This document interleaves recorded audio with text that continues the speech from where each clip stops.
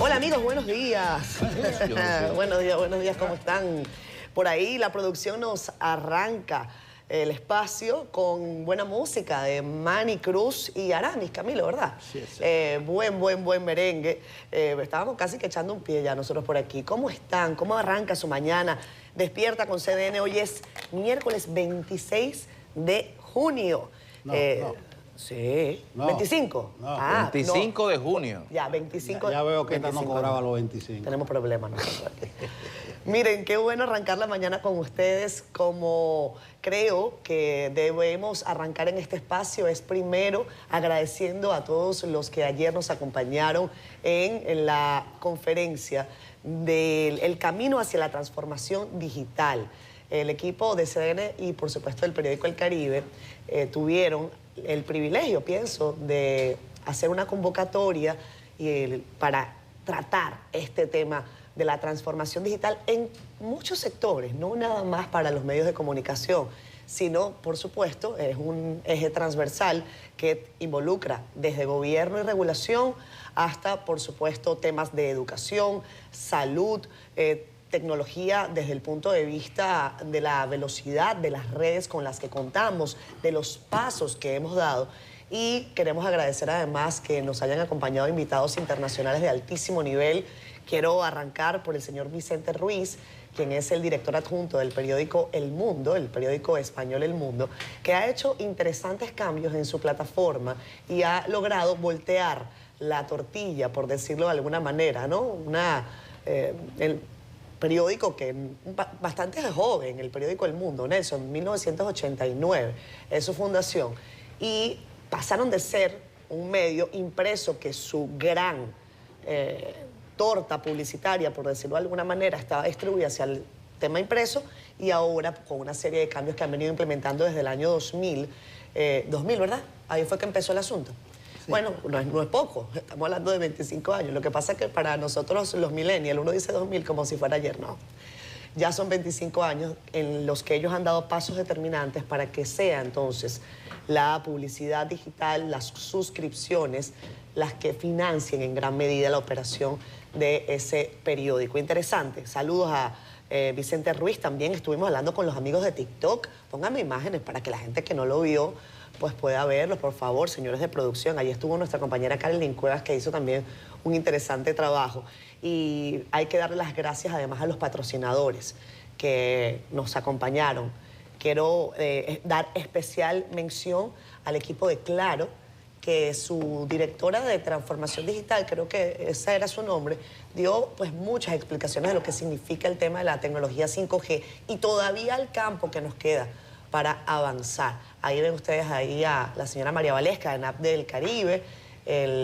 Hubo varios paneles, 2 paneles y varias conferencias salteadas. Por supuesto, la presencia de la vicepresidenta de la República, Raquel Peña, quien abrió el evento, y el señor Guido Gómez Mazara, el presidente del Indotel. Interesantes reflexiones se compartieron ahí ayer y a mí, por supuesto, me correspondía darle las gracias. Ahí está el ingeniero Félix García. Me dijo que hay cosas buenas que vamos a contar hoy en Santiago. Probablemente mañana contaremos lo que vamos a hacer hoy en Santiago, pero el ingeniero Félix García, vicepresidente de Multimedios del Caribe, también pues hablando del compromiso que se tiene en esta empresa para con la transformación digital, y que ese cambio no es nada más un tema de la tecnología que puede comprarse, ¿no? Que eso involucra que los equipos humanos estén dispuestos y que estén sí o sí en la lucha por esta transformación. Nada, compañeros, hoy empieza la Asamblea General de la Organización de Estados Americanos. Será en Antigua y Barbuda y será la primera que esté encabezada por el nuevo secretario general, el surinamés Randín. Creo que es Albert Randín, su apellido. El señor Randín ha puesto en perspectiva desde el inicio de su secretariado la intención de que Haití esté en el centro de la agenda. Eso yo se lo preguntaba hace algunos días al ex embajador en la Organización de Estados Americanos de Estados Unidos, y él me decía que conocía al señor Randín, que Randín es un hombre del tuétano de la OEA, que conoce de los procesos y que hay que esperar cómo vaya pues este tema haitiano, porque eso pasa por el compromiso regional.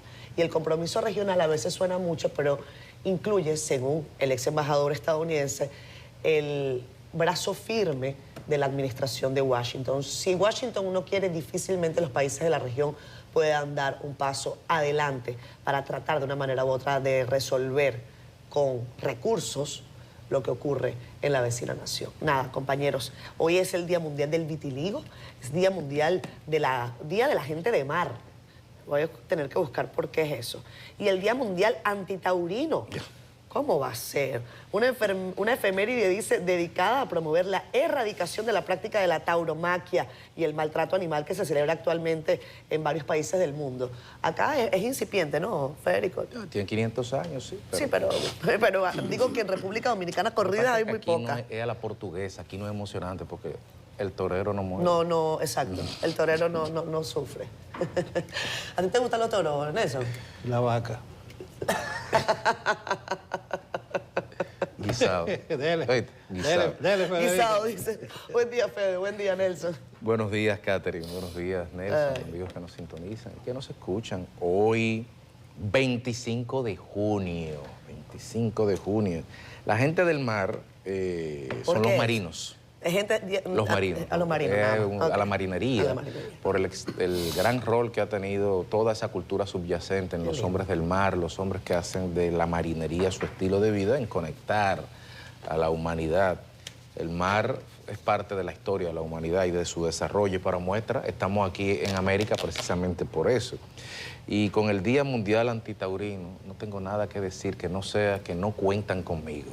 No cuentan conmigo para nada, pero para los antitaurinos les digo que no es incompatible este día con las celebraciones que se hacen en el Ceibo, porque ahí se torea la portuguesa, ahí el toro no se mata, no muere.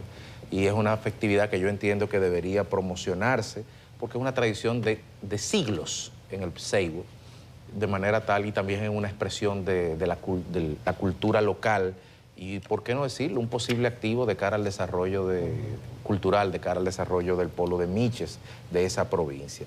Entrando un poco en materia, hoy no solamente la cumbre de la OEA, que sabemos que no servirá para nada, la que aparentemente sí va a servir es la de la OTAN el día de hoy, en La Haya, Holanda. En esta cumbre, pues se va con un conflicto ya sobre la mesa y es el hecho de que eso ha sido una constante de parte del presidente Trump a lo largo de todos sus gobiernos, que es elevar al 5% el presupuesto de los países de la OTAN. Miren, esta fotografía es de hace exactamente una hora. Esa es la foto de familia de la OTAN en la cumbre que empieza hoy. A la derecha, marginado, afuereado, casi fuera literalmente de la foto y con un espacio de un cuerpo de personas separado del resto de todos los demás presidentes y líderes de la OTAN, está el presidente del gobierno español, Pedro Sánchez, totalmente afuereado de la foto. Y eso no es casualidad. Eso es un mensaje, porque la discusión de fondo es que Trump quiere que todo el mundo pague el 5% del Producto Interno Bruto de los países en materia de defensa. Y el señor Sánchez, y ese fue el acuerdo de la OTAN, y el señor Sánchez dice que no es necesario pagar el 5%. Él cree que está en España gobernando y puede hacer esos retruécanos o esos malabarismos dialécticos. Que no es el 5%, que lo que hay que pagar es lo necesario para poder alcanzar los objetivos. No fue lo que se acordó, sino lo que necesitamos para eso. En todo caso, hay que ponerse en los zapatos de España también. Imagínense si nosotros creemos que el 4% para la educación es mucho y es fuerte para el presupuesto, imagínense que no será un 5% en gastos de defensa. Lo que pasa es que hay una Pax armada en Europa ahora mismo y uno de los argumentos de Sánchez, que no pierde razón en ello, es decir, que ese 5% para reactivar las compras militares del complejo militar industrial de los Estados Unidos. El caso es que el señor Sánchez se quedó fuera de la foto y puede que se quede fuera de otras cosas. Todos los países de la OTAN están de acuerdo. El secretario Mark Rutte está haciendo loas a Trump, diciendo que gracias a él, por haber forzado a la Unión Europea, se podrán hacer los compromisos del lugar. Deja mucho que desear la posición del secretario general Rutte, que ha sido bastante genuflexo y ha quedado evidenciado, lo pondremos más adelante, por Donald Trump en su red de Truth a través de un mensaje que nada más y nada menos comenzaba diciendo, querido Donald. Pero bueno, así va el mundo, para que a propósito de que sepan de que el movimiento Lo que diga Balaguer no solamente fue aquí, que se dio en los 90. También se da en la OTAN, pero de otra forma. El señor Trump ha sido nominado el día de ayer para el Premio Nobel de la Paz por el congresista Buddy Carter por sus aportes para hacer del mundo un lugar más seguro luego de haber bombardeado Irán. Bueno, no lo entiendo, pero tampoco entendimos el de Obama en su momento. O sea que se inscribe en ese no entendismo que está impregnando el mundo en estos momentos, como tampoco podemos entender... Están casi a nivel de soberano esos premios ya. No da idea, que capaz que lo nominen aquí también. Como tampoco podríamos entender que el petróleo, luego de todo estos ataques, ha bajado a 64.37%. El petróleo bajó 6.04% el día de ayer, situándose a 64.37%. Y tengan en mente simplemente un dato. El presupuesto 2025, el petróleo está referido a $77 el barril. Y aquí el gobierno ha dicho reiteradamente que cada dólar hacia arriba o hacia abajo le representa 45 millones de dólares anuales al Estado Dominicano. Usted va de 64 a 77, ve la diferencia, la calcula y la multiplica por 45, ya usted sabe de qué estamos ahorrando. Y la gente se pregunta cómo a la alza o a la baja, cómo esto beneficia a los manejos fiscales del gobierno. El gobierno tiene que explicar un poco esto, porque así cuando se beneficia de la baja para ampliar programas sociales o de subsidio agrícola, hacerlo y explicarlo le permitiría legitimarse al momento de que tenga en algún momento que ir al alza, que también podría ser. Y finalmente, en el plano local, el Tribunal Superior Electoral anuló ayer las resoluciones 07-2025 y 08-2025 de la Junta Central Electoral. Estas resoluciones simplemente eran las instrucciones de cómo partir el bizcocho, básicamente. Cuando usted coge un bizcocho, la instrucción de cómo partir, o la pizza, cómo se va a partir y a quién le tocan los pedazos. ¿Los pedazos de qué? De los más de 1.500 millones que se van a dar este año, que no es electoral. A raíz de un recurso por parte del partido País Posible, el tribunal resolutó criterios interesantes, sobre todo al concepto de última elección, que tradicionalmente la Junta, y de eso se benefició la Fuerza del Pueblo en su momento, el criterio de última elección era literalmente la última en el calendario electoral. Y el tribunal interpretó que más que la última elección hecha, en este caso la del 19 de mayo, congresuales y presidenciales, debía ser el ciclo electoral completo. Por lo tanto, la última elección comprende también las elecciones municipales del mes de febrero, de manera tal que la sumatoria y la reconfiguración de los votos es totalmente diferente, porque se van a sumar la totalidad. Eso queda en el ámbito jurídico, pero sin embargo lo que es el sistema electoral se está readecuando y eso implicará un cambio de orden en la boleta. País Posible, por ejemplo, pasará a ser el partido número 7 de la misma. Buenos días. Un cambio de orden en la boleta y un cambio, como tú decías, en el menudo. Ellos pasan ahora País Posible, Alianza País y Dominicano por el Cambio. Es decir, que también guisan Morrison, Guillermo Moreno y el partido de Eduardo Estrella. Con un 2% que recibían, que son 400,000, a un 8%, casi llegan como a 2 millones. Se cuadra cualquier caja chica con eso. Pero ahí está con el concepto de ciclo electoral que explicaba muy bien Federico. Mira, en cuanto a la transformación digital, si no lo mencionaste, Catherine, o si lo mencionaste, vamos a saludar a los equipos internos que nunca alcanzan para la foto. Totalmente. El área digital. Yo lo mencioné ayer al finalizar el evento, pero no lo hice ahora y tienes totalmente. A la gente de mercadeo, claro. A la gente de comercial, a toda esa parte que nunca sale en la foto. Sí, pero que son los que trabajan para que se haga posible. Exactamente. Esa es la verdad. Claro. Salió en la foto. Yo salí en la foto. Ponme esa foto que yo mandé ahí. ¡Epa! Míralo ahí, yo salí en la foto en el periódico. Mira, yo dije, esa foto puede ser alterable. Oye algo, Nelson. ¿Tú viste bien la foto? Yo la estoy foto está chulísima. Sí. Y hay como... Y se ve de qué lado es que está el poder. Ahí. Pero mira, las manos de la vicepresidenta están sueltas. Pero alguien podría hacer una diablura. Si ella cierra un chilo puño, parece que ella te está pidiendo, te está invitando al ring. No, hay creativo. El ingeniero Estrella muerto de la risa. Estábamos hablando cuestiones personales, pero muy bien, la vicepresidenta hizo una exposición magistral y el gobierno sale muy bien parado con esa exposición. La misma de Guido, que Guido dice que en diciembre ya la TV digital, se acabó lo análogo. Prometió eso en diciembre de este año. Gracias, producción, pero un saludo a la gente que no sale en la foto.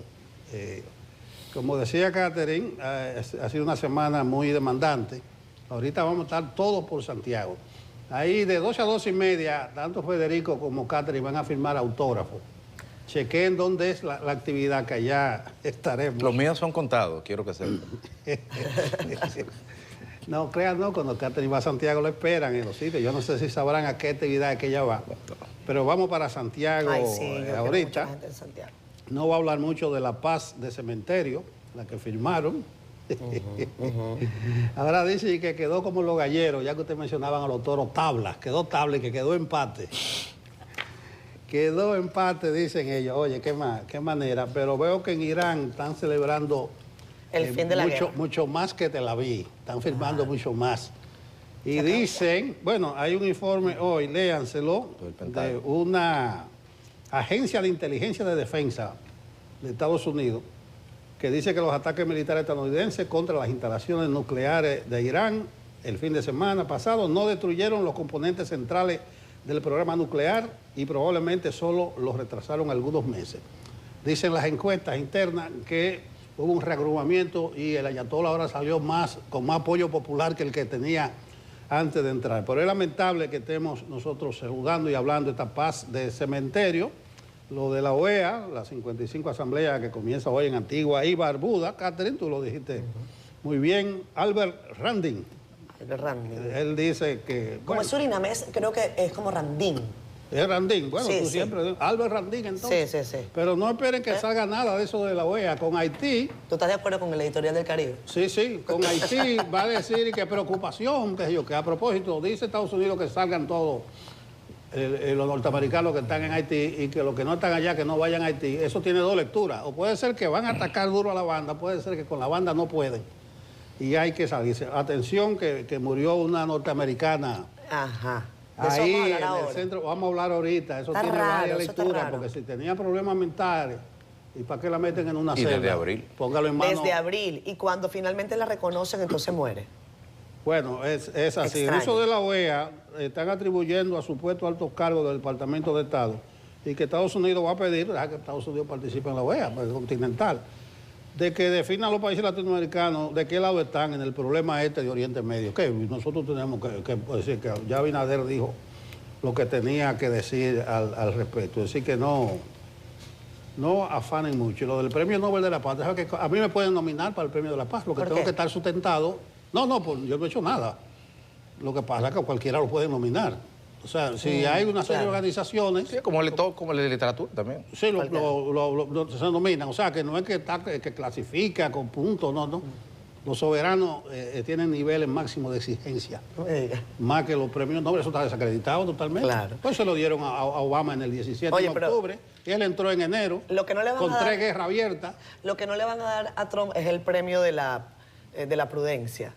Eso sí que él no te lo tiene, ¿no? Ayer, cuando dio declaraciones sobre el tema de Irán y los ataques que se habían como salido de control, etcétera, la gran palabra que surgió fue que ni Irán ni Israel tenían idea de lo que estaban haciendo. Usó una palabra que totalmente impropia de un presidente. Totalmente impropia. En una actividad pública. Pero no es la primera vez que lo hace. Y lo que sí es la primera vez que hace es poner en evidencia a alguna persona que para él podría tener algún nivel de confianza. Y en este caso fue el señor Mark Rutte, el secretario de la OTAN. Vean en la pantalla, lo mandé al grupo, compañeros, lo que comentaba Federico, que es este mensaje revelado por el presidente Trump, en el que el secretario de la OTAN le dice, antes de que comience la cumbre, Europa va a pagar a lo grande. Europa va a pagar a lo grande. Felicitaciones y gracias por su decisiva actuación sobre el tema de Irán. Fue realmente extraordinaria, le dice. Y algo que nadie debería dar por sentado, dice, esto nos hace más, esto nos mantiene más seguros. O sea, se desbandó en elogio para el señor. Y lo interesante no es que se lo haya dicho, lo interesante es que el señor Trump le hace un pantallazo y lo publica. No se va a ganar el premio a la prudencia el señor Trump. Otros quizás se lo ganen. Bueno, eso dice Rutte, pero decía Merz el canciller alemán, que le está dando las gracias a Trump porque ha hecho el trabajo sucio. También. Que ha hecho el trabajo. Mira el que nadie más quería hacer. Pero ni modo, dejémoslo de su tamaño y vamos a entrar en materia. Ahí está nuestra compañera Carolyn Cuevas. Sí, lista, Carolyn, en el estudio 57. Adelante.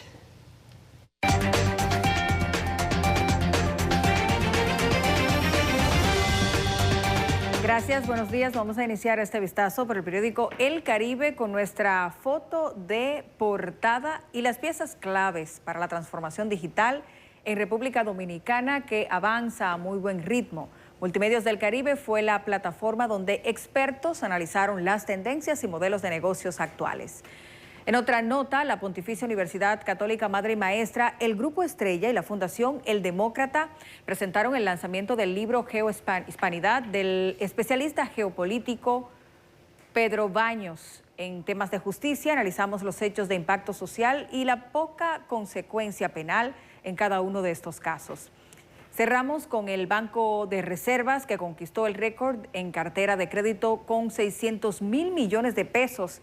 El 94% está colocado en el sector privado y el 6% en el público. En la contraportada hablamos de deportes y de los marineros que abren la fase de eliminación con un triunfo sobre los Titanes del Sur. Sidney Curry y Jonathan Bello comandaron el ataque en la victoria 85-80. Pasamos ahora a nuestro portal digital cdn.com.do, donde usted puede informarse de las noticias más importantes en el país y el mundo, como esta del Congreso que trabaja contra el reloj para aprobar proyectos prioritarios en la actual legislatura. Además, el Ministerio Público refuerza la acusación contra Adán Cáceres con nuevas pruebas financieras. Y cerramos las notas de CDN Digital con la Embajada de Estados Unidos en el país, que pide a sus ciudadanos que abandonen Haití lo antes posible. Les invitamos a que siempre accedan a cdn.com.do y que adquieran El Caribe para que estén enterados en todo momento.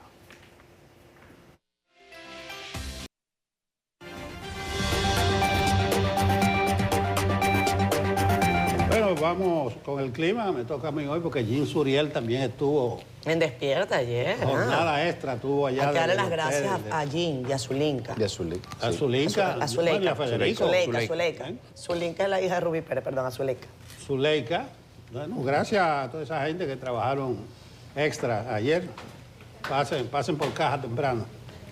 Mire, dice el informe que la onda tropical se encuentra saliendo de nuestra área de pronóstico y la vaguada en altura también empieza a retroceder, dejando una masa de aire más seca y estable, dominada por un sistema de alta presión sobre el Atlántico Norte.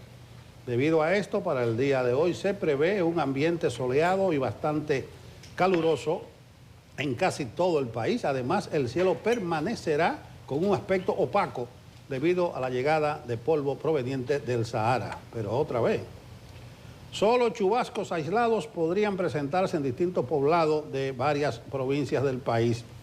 Para el jueves, o sea, mañana, los efectos asociados al sistema de alta presión y la presencia de polvo proveniente del desierto del Sahara mantendrán las precipitaciones escasas en casi todo el territorio nacional. Prevalecerá un ambiente soleado y caluroso, así como condiciones óptimas para actividades al aire libre. No obstante, en la tarde de mañana jueves, algunos chubascos locales de corta duración podrían presentarse en distintos poblados de las provincias Montecristi, Puerto Plata, Valverde, Santiago Rodríguez y Dajabón. Aquí el informe del tiempo. Onda tropical sale de nuestra área de pronóstico, temperaturas bastante calurosas. Las 7:35 minutos de la mañana. Gracias a ustedes por siempre estar con nosotros y también por escribirnos en Facebook Live, a la plataforma digital, que siempre nos gusta leer ahí sus comentarios tempranito. Está Francisco Marte, el primer comentario de la mañana. Francisco, buenos días para ti. Gracias por estar conectado, igual que José Roberto Ventura Guzmán, que está preguntando por Yanesi, que hace falta. Yo pienso lo mismo. Yanesi viene el viernes. Creo que el viernes. El viernes estará con nosotros. Josefina Taveras está también dándonos bendiciones desde San Pedro de Macorís. Gracias, Josefina, un abrazo. Jacqueline Pérez con nosotros. Buenos días y bendiciones desde Atomayor. Las recibimos con el mismo cariño. Héctor Franco, que nos manda buenos días y dice, estamos ante la presencia de un mundo inversamente proporcional, pero aún así seguimos vivos. Reitero que Donald Trump como que debe ganar su merecido Premio Nobel de la Paz. Minerva de la Cruz, de buenos días, bendiciones también para ti. Altagracia Joseph, con nosotros conectada. Alejandro Ramírez, dice que, ay, gracias, mi amor, por el piropo. Un abrazo desde Suiza. Cristian Segura, desde Santiago Villa Olímpica. Gracias, querido Cristian. Yacir Faure, conectado, también nos manda buen día. Arsenio Rodríguez dice que Donald Trump es el mejor presidente de Estados Unidos. Jeffrey Rodríguez, bendiciones, que hay calor fuerte en Las Terrenas. Y por acá dicen, Jocelyn Martínez, que están en el kilómetro 14 de la autopista Duarte y que les gusta mi chaqueta. Gracias. Gracias a Víctor Santiago y a Andy Heredia. ¿Qué vamos a hacer con la policía? Dice, por Dios, el pueblo se puede cansar. ¿Por qué tanto maltrato? Aguántenme un chin, que quiero compartir con ustedes algo. El pasado lunes, si quieren pueden sacarla, gracias a toda la audiencia de Facebook Live. Me voy a tomar este instante porque después no quiero que se me olvide. El pasado lunes entraron en vigor parte de las medidas del plan impulsado por el Instituto Nacional de Transporte y Tránsito Terrestre, Intran. Todavía muchas de ellas están en marcha. A mí me llamó poderosamente la atención que se suponía que ese día lo que sí iba a estar ya ejecutado era la cantidad de agentes policiales, el tema de las cámaras de seguridad, y lo que ha ocurrido ese mismo día, Nelson y Federico, en pleno centro de la capital, en horas de la tarde, me falta avanzar para tener más datos, pero prometo traérselos. Atropellaron a una mujer en la avenida Winston Churchill. La dejaron tirada en el piso. El conductor se dio a la fuga. Conductor o conductora. Todavía no tengo los detalles. Les digo que ocurrió el mismo día en que se pusieron en vigor las medidas del tránsito, los nuevos agentes, las cámaras, etcétera, los giros a la izquierda que todavía no se sabe dónde son, otros que sí. A esa mujer la atropellaron en plena avenida Winston Churchill, ella iba caminando. Tuvo que atravesar una cirugía de más de 7, 8 horas, una cirugía craneal. Estaba acompañada de uno de sus hijos. Y cuando se les piden las cámaras, no se puede porque hay unas querellas y no sé qué, y nadie sabe y nadie supo.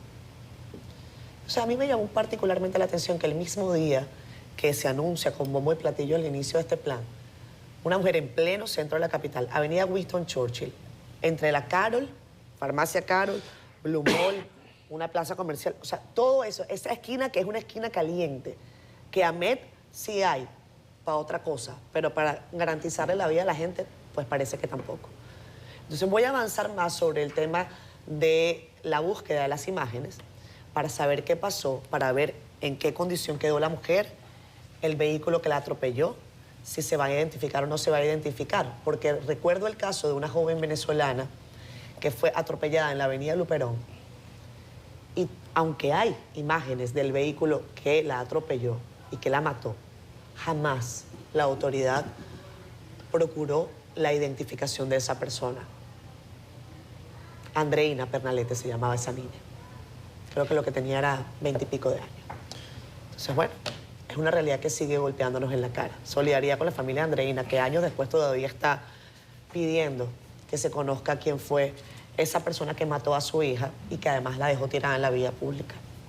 Sin embargo, recuérdate también, Catherine, que similar pasó en marzo, en la avenida Winston Churchill, casi esquina Ángel Severo Cabral, donde una joven también perdió la vida.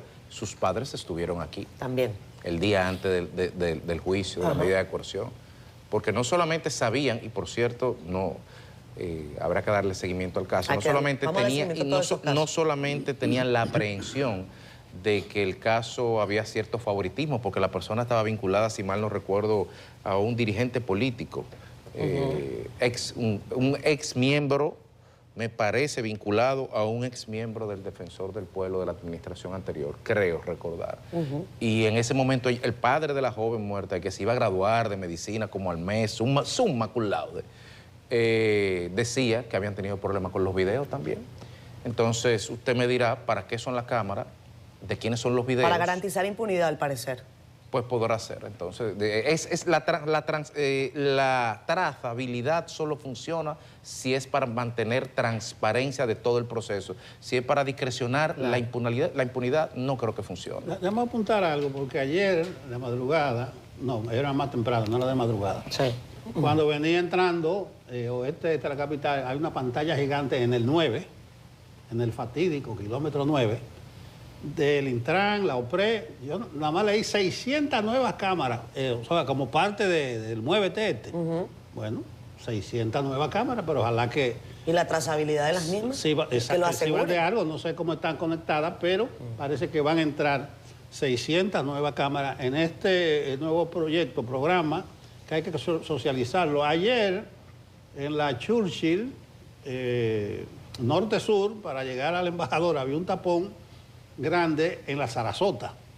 Ahí se supone que van a doblar y girar a la izquierda, lo que no puedan hacerlo en la Churchill con 27. Y la gente dice, pero ¿cuál es la lógica? O sea, tú no vas a doblar ahí, en la 27 a la izquierda, tienes que ir a la Sarasota, claro, 2 cuadras más que es abajo. un trillo, para doblar a la izquierda y volver a la 27 para doblar a la derecha. O sea, tú vas a estar ahí mirándote 30 metros, tú vas a dar una vuelta de Pero maroma. si doblas a la izquierda, en la Churchill con Sarasota... No, ahí hay un tapón bestial. Pero tendrás que ir, o sea, para dar giro en U. No, a la izquierda, tú doblas Bueno, a la izquierda. entonces vas a tener que llegar hasta la Lincoln, de nuevo. No, a la 27 y tú te giras a la derecha en la 27. Claro. O sea, porque tú en la Sarasota, tú vas a doblar a la izquierda, sí. pero, o sea, porque tú no vas a poder doblar en la 27. La gente no entiende. El sentido común, había un tapón, tanto en dirección norte-sur, tanto en la esquina Sarasota, ya Jiménez Moya ahí, como en la Jiménez Moya, dirección sur-norte, hasta la misma 27. Entonces la gente decía ayer, lo decía yo, pero cuando pongan esta medida, que los que están doblando a la izquierda en la 27 van a tener que hacer este giro, pero por favor, socialicen por lo menos lo que van a hacer y lo que están haciendo. Totalmente. Estos jodidos giros a la izquierda. Yo creo que tú terminaste de saludar a alguna gente. Sí, no, ya terminé de saludar. Pues, terminamos. tenemos unos No. televidentes. Los televidentes los leí, después de que los leí completo, entonces medio hice el celoso comentario. con su saludo, Sí. pero está bien. Pero vale que tú hayas hecho el paréntesis, pero ¿para qué tanta cámara entonces si no están en condiciones de tú disponer de ellas? Debe ser para que las autoridades se tiren selfie con ella y la suban y le den like. Incluso ¿Tú sabes para lo en que la sirve la mayoría de cámara? atracos y de asesinatos, las imágenes que se consiguen son de establecimientos y negocios cercanos. Hay algo que aquí no se ha aclarado, Nelson. Aquí hay algo que no se ha aclarado. Y es que, yo no sé si a ti te quedó en la mente eso, pero a mí sí. Que las cámaras acá para lo que se usaban, en virtud de lo que se señaló en un documento, que no ha sido necesariamente explicado con detalle por el gobierno, era que había una empresa que lo utilizaba era para espiar gente, para el caliezaje, para llenarse bolsillos con eso, para perseguir con una estructura pseudoestatal. Entonces, eso al país no le quedó claro. Yo siento que el gobierno no fue suficientemente enfático para desmarcarse de una práctica que resultaba lesiva para la seguridad nacional. No fue lo suficientemente enfático. A lo mejor lo dicen abajo, tal, pero a mí me gustaría tener certeza, absoluta certeza, de que la identidad, los movimientos de la ciudadanía no están en manos de un tercero que busca hacer persecución, caliezaje o espionaje. Bueno, pero lo que pasa es que recordemos que a raíz del apagón aquel que hubo en septiembre del año pasado, el director del Intran, Milton Morrison, señalaba que el gobierno había tomado total control de la red semafórica que incorpora las cámaras. Entonces, el gobierno asumió la responsabilidad del control semafórico y del control de las cámaras que están adosadas a esos semáforos. Lo que tú dices, de ese día hacia atrás, toda la razón. Pero de ese día hacia adelante, si es cierto que el gobierno tomó, porque una cosa es pararse y decirlo, claro, y otra cosa es en los hechos demostrar que se tiene control sobre toda la data que se genera segundo a segundo en todas las intersecciones donde hay cámaras y donde hay semáforos. Nosotros no tenemos más evidencia que la declaración del director del Intran y tenemos las sospechas en función de dos casos que acabamos de poner sobre la mesa, uno en marzo y uno de este lunes, de que hay ciertas discrecionalidades o digamos que hay trabas procesales para ponérselas fáciles por términos políticamente correctos, que impiden que las cosas fluyan como la gente entiende que tiene que fluir, porque para otras cosas las imágenes sí estaban, claro, pero para saber quién aceleró y le pasó por arriba una mujer y se dio a la fuga, exacto, no, la cámara no aparece, capaz que se le gastó la batería en ese momento. De todas maneras, Catherine, este caso de los semáforos... Lo voy a averiguar. Está en los tribunales. Correcto. Está en los tribunales, Correcto. se llevará su tiempo, como se llevan su tiempo este tipo de casos. A propósito, ahí están comentando que le dieron un quinto permiso a Jochi Gómez para salir del país. Un quinto permiso, cosa que uno no debe oponerse. Para que la gente dice, ven acá, pero para uno sí, para otro no. Claro. O sea, como las medidas, y no quiero caer en casos muy actuales, pero esperamos que los semáforos que están prendiendo y apagando ahora mismo en la justicia, al final uno sepa si se va a quedar en rojo o la justicia va a pasar en verde. Bien, vamos al caso de migración y de la... Vamos a comentar este tema que hablamos al comienzo del programa sobre la persona que falleció en esta semana en el vacacional de Jaina. La Dirección General de Migración informó el fallecimiento de una ciudadana estadounidense quien se encontraba detenida en el centro de retención de Jaina con fines de investigación migratoria y proceso de deportación. Según datos ofrecidos por la institución, la mujer, quien representaba aparentes trastornos psicóticos, fue detenida a finales de abril en la región este por miembros de la policía turística, quienes la remitieron a la migración con el objetivo de validar su identidad, ya que no portaba documentación. Al desconocerse su identidad y nacionalidad, la Dirección de Inteligencia Migratoria realizó las indagatorias correspondientes, contactando diversas embajadas acreditadas en la República Dominicana. La identificación oficial de la extranjera fue posible el pasado miércoles a través de herramientas tecnológicas de reconocimiento facial, tras lo cual se notificó su situación al personal de la Embajada de los Estados Unidos en el país. La Dirección de Información informó que mientras se encontraba bajo custodia y en proceso de deportación, la extranjera fue hallada sin signos vitales este lunes. De acuerdo con las evaluaciones iniciales hechas por el médico legista y el DICRIM, el cuerpo no presenta signos de violencia. Esto es penoso que tengamos que recurrir, es verdaderamente triste que tengamos que recurrir a priori al argumento de la nacionalidad para poder discriminar el ángulo de enfoque del comentario, pero una ciudadana de los Estados Unidos de Norteamérica. Y digo que es penoso porque eso podría pasarle a ciudadanos del Estado haitiano, por ejemplo, claro, y no generaría el mismo interés, seguro que no. Sorprende, no entiendo por qué la Politur tiene que estar apresando gente y pidiendo documentos, salvo que haya habido un conflicto en el cual, por un tema de violencia, y la Politur tratando de poner el orden, haya apresado. Pero lo que procede aquí es que se ponga toda la información sobre la mesa, absolutamente toda, sin ningún miedo, porque la relatoría que hizo la Dirección de Comunicaciones y Migración es bastante explícita, bastante clara, pero el problema es que la suspicacia que podría generar los tiempos entre cuando empieza un proceso, porque está desde abril detenida en un centro migratorio, son más de 48 horas, usted no puede tener a nadie más de 48 horas, detenido según la Constitución Dominicana. Y según la Constitución Dominicana, si eso es desde abril y estamos en junio, coja el calendario y calcule los días. Pero también, si dice estados psicóticos, también puede ser una manera muy elegante de poner una situación más sórdida y más triste, y más desoladora todavía, que bueno, se hizo la mejor solución posible. A la Dirección de Migración que explique al pormenor, que no lo deje ahí, que haga pública la autopsia que se le tenga que hacer a esta nacional, porque la gente también fallece de causas naturales, evidentemente. Y qué bueno que aclare que no hay signos de violencia. Mira, yo creo que hay que reivindicar la necesidad de que en este tipo de procedimiento y de protocolo tenga algún tipo de primacía el aspecto humano, la humanidad.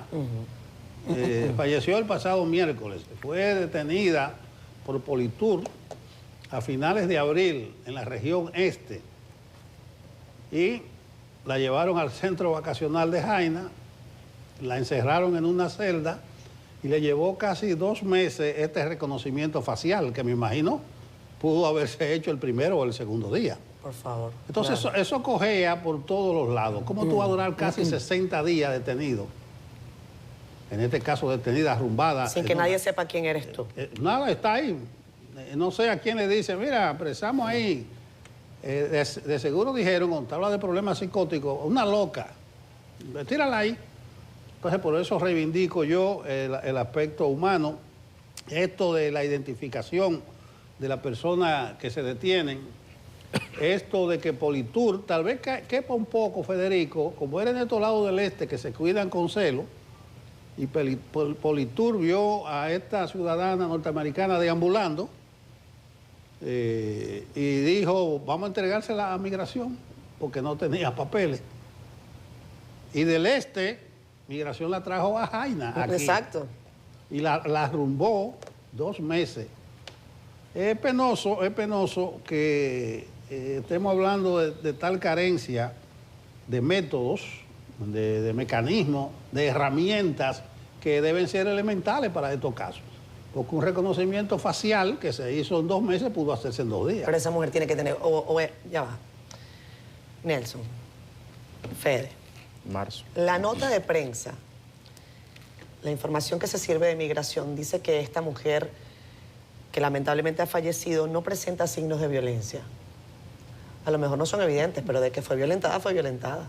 Porque una persona que se pasa 3 meses en una celda y nadie sabe quién es, violencia es violencia, 2 meses. Entonces, díganme si eso no es violencia. Una persona que dice, tuvimos que hacer un reconocimiento facial y ella no tiene huellas dactilares.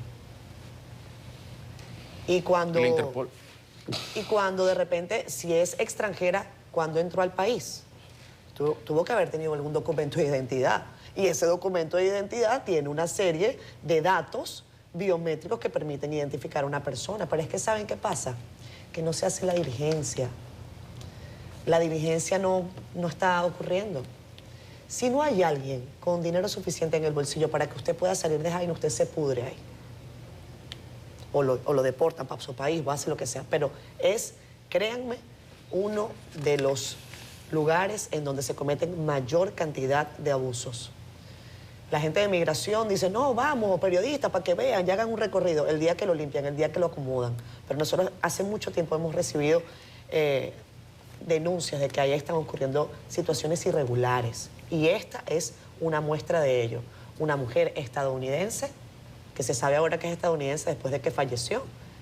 Y a mí me luce particularmente extraño, compañeros, que ella haya estado 2 meses ahí, que nunca la hayan reconocido. Y que cuando lograron reconocerla, entonces muere. Y yo me Raro todo. Y yo me pregunto. Raro todo. ¿En dónde estuvo 2 meses dentro de la instalación? Claro. Y la pregunta más dura. ¿Cuántas otras personas tienen más de X cantidad de días? Ojalá que el defensor del pueblo pueda darse una visita por allá. No, y que la Dirección General de Migración transparente el protocolo.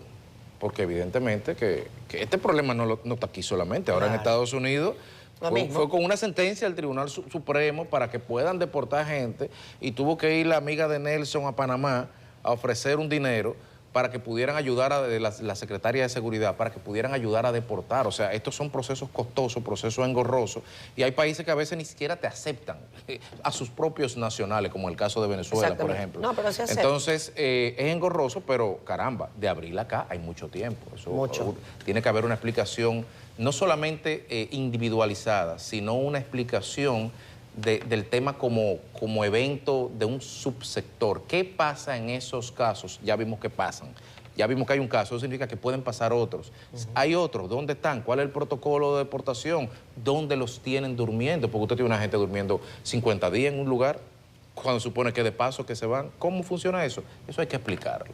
Mira, hay un temita, antes de irnos a la pausa, que es el asunto de la mano de obra haitiana. Lo traigo porque en días recientes, nosotros, el lunes creo, comentábamos aquí que no le encontrábamos lógica a lo que había dicho el señor ministro de Agricultura, de que habían otorgado 15.000 permisos a nacionales haitianos para trabajar en labores agrícolas. Uno decía, pero ¿cómo es? Agricultura está en condiciones de otorgar permisos y no nos cuadraban los números. Efectivamente, el mismo lunes, el presidente dijo que se había hecho la aclaración en la semanal. No aclaró nada el presidente, pero dijo que su vocero había hecho contacto con el periódico en el cual salió esa información del Limber Cruz, Diario Libre, y que se habían aclarado la cosa. ¿Qué resultó ser? Cuando usted va al periódico de ayer, encuentra una carta de Homero Figueroa a Aníbal de Castro, director, presidente de Diario Libre, y Homero dice que el gobierno no está entregando permiso para trabajar, que esos son sectores que están pidiendo. Claro, no desmiente directamente al Limber, pero realmente nosotros teníamos razón con la inquietud de que no entendíamos. A veces nosotros somos más mansos de lo que aparenta. Podíamos decir que eso no era posible, pero simplemente pedimos explicación y llegó la explicación. Ahora bien, Gil Blas Martínez, que es el presidente de Adobanano, de los bananeros, dice que no son 15.000, que solo son 3.000 ahora que ellos han tramitado y están esperando respuesta. O sea, contradice a Limber Cruz. O sea, mire, tanto, no son 15 Limber, son 3 que te mandamos. Pero escuchemos a Gil Blas, el bananero. De esos 15.000 que habla el ministro, solo tenemos 3.000. Nosotros mandamos a Migración ese listado de esos 3.000 y estamos esperando la depuración de ese listado para iniciar el proceso de la renovación. ¿Qué va a pasar con el resto de esos 12.000? Bueno, también estamos en conversación con Migración para ver de qué manera se le podía proveer ese permiso. Bueno, no son 15.000, solo son, mientras tanto, 3.000. Los otros 12.000 están pendientes. No fue a Agricultura, fue a Migración, dice Gil Blas, que ellos le mandaron esa solicitud. Entonces no sé por qué se cogió Agricultura la demanda. El hecho es que ninguna de ahora, nadie está autorizado legalmente, constitucionalmente, para otorgar permisos laborales, ni tampoco para que haya un plan de regularización o como quiera llamársele con ciudadanos haitianos para que puedan trabajar. Ahora bien, lo que hay es un gran problema porque el gobierno se le metió en la cabeza deportar 10.000 haitianos por semana y ha afectado a sectores sensibles de la economía que le está faltando ahora mano de obra para trabajar. Mira, el tema es que quizá puede ser un tema de semántica, porque está fijada la palabra regularización, porque está contenida en el artículo 150 de la ley 285-04 sobre migración. Ese artículo señalaba que en los próximos, me parece que eran 6 meses, el gobierno, y eso fue en el 2004, iba a hacer un plan de regularización. Si se habla de un plan de regularización, era de la perspectiva de una excepcionalidad, porque el ordenamiento jurídico, la ley de migración, sí tiene el proceso de cómo usted estar legal en el territorio dominicano.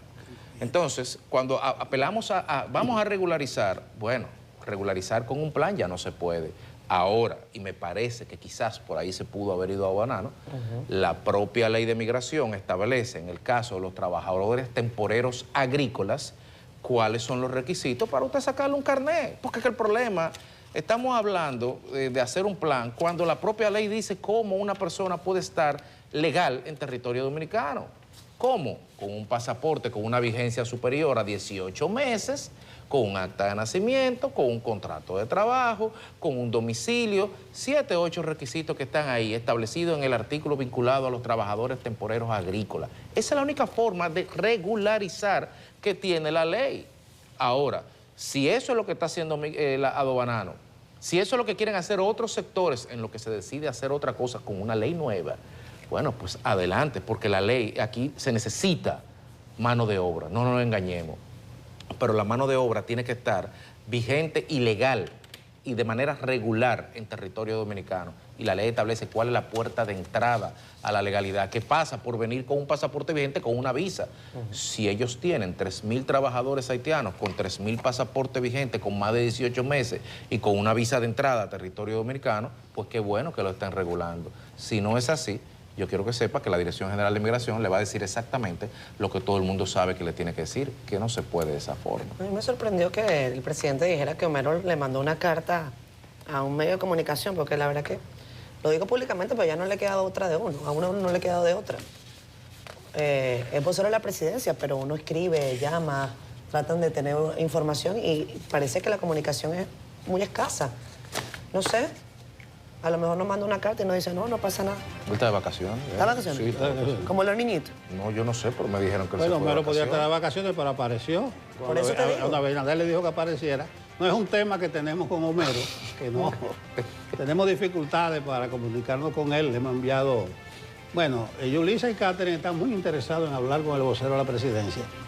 Y yo Si me no, tomé con la el presidente, demanda. si el Yo me vocero tomé no la demanda aparece. y yo dije, no, él a mí me va a responder. Yo privando. Si el vocero no Privando. aparece, hablen con el presidente, entonces, tampoco. que está más accesible que el vocero. Pero además lo extraña, porque además Homero es un Está amigo bien, de Homero, canal. un trabajó saludo con para nosotros, ti, Homero. está de vacaciones. Homero, No, sigue de de verdad, vacaciones. Merecidas vacaciones, Que Homero. disfruten.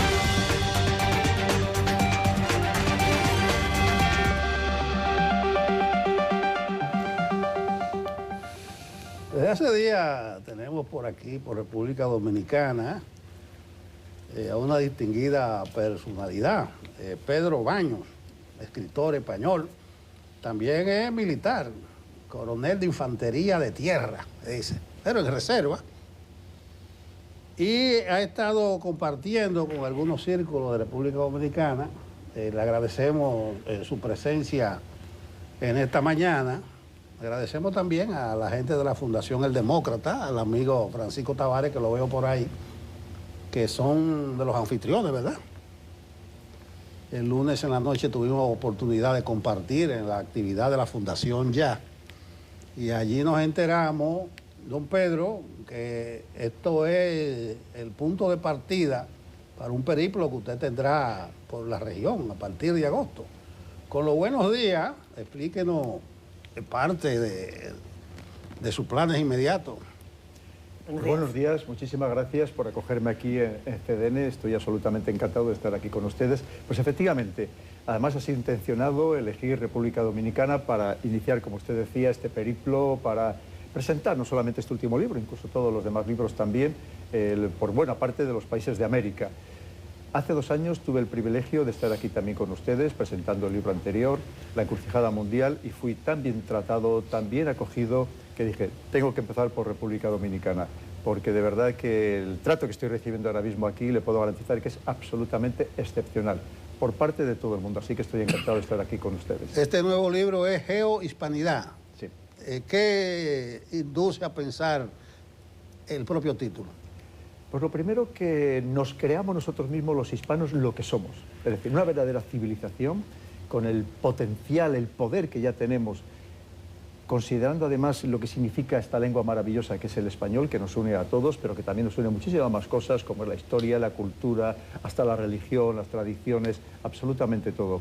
Y que además en este contexto geopolítico tan complicado, que lo estamos viendo todos los días, que no nos dejen de lado. Que seamos una voz única, que seamos una voz influyente, que seamos una voz respetada, y para que no se sigan aprovechando ni otros de nosotros, y que además no sigan incluso fomentando la división que les interesa de este mundo hispano, sino que precisamente vayamos los hispanos, nos convenzcamos nosotros mismos del poder que tenemos y que vayamos a ese reforzamiento, de este hermanamiento, que el hermanamiento existe clarísimamente, y vemos a ver cómo podemos avanzar para constituirnos en una verdadera fuerza mundial, que no significa ir en contra de nadie, pero sí para ser uno más en este mundo multipolar tan sumamente complejo que tenemos. Y además es decir que cuando hablo muchas veces de este hermanamiento, lo estoy viendo todos los días aquí en República Dominicana, la cantidad de dominicanos que están en España, pero la cantidad de dominicanos que tienen propiedades en España, que tienen familiares que están trabajando o estudiando allí, que visitan habitualmente España, pero exactamente igual por parte de los españoles, que también hay muchas relaciones con República Dominicana. Y entre otras cosas, ya saben ustedes que todos los españoles ansían venir aquí de vacaciones a lugares como Punta Cana, porque ustedes tienen un verdadero paraíso terrenal.